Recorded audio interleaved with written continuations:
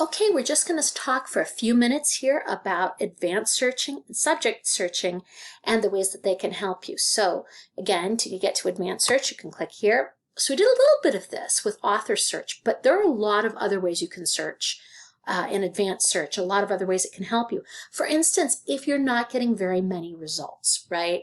One way you could expand your number of results is by using this OR function. You see where it says and, if you click on it, you could click OR.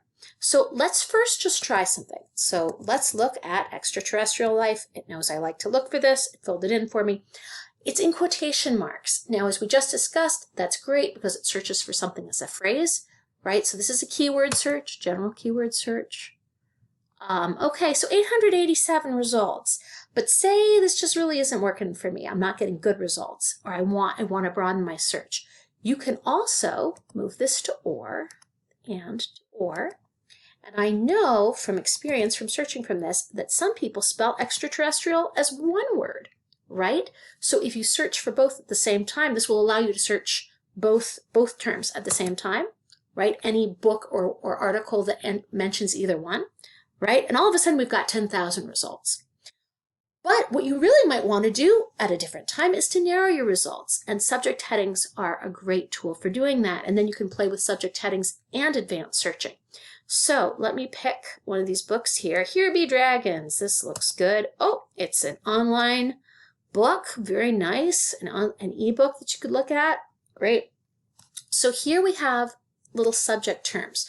So what are subject terms? So when we do a search like we just did, that was a keyword search. That searches, just a word that's associated with a book or an article. For subject terms, those are what a book or an article is about. Some librarian has gone through and said, this article is about this particular thing, and tagged it with very specific words. And if you search by those very specific words, you're going to get hooked in with everything else that librarians have tagged the exact same way. And so you'll get much more relevant results than just a broad keyword, broad keyword search. So what you could do here, but part of the problem is, well, if you don't know what the magic words are, how do you know to search for them? Just because you think something's about something doesn't mean that that's the exact words that the librarian has used. So if you find an article or a book that you like, look at the subject terms. And then if you click on this, Life on Other Planets, it will start an advanced search for you using that as a subject term. And then you can see what you get, down to 4,278 results. That's great. And say you want to narrow it further. You can mix and match these things, right? So you could do an author search here. Say you wanted to see what Carl Sagan had to say about life on other planets, right? Because you're looking for your, there it is, author, creator. You're looking for your nice primary sources, right? Carl Sagan knows I like to look for this.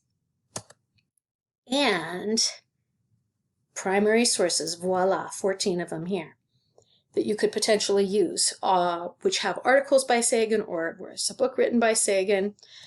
So there you go. So have fun with this. Subject headings are a really wonderful thing. So I do hope you'll experiment with them, have some fun, and hopefully waste as little of your time as possible wading through useless results.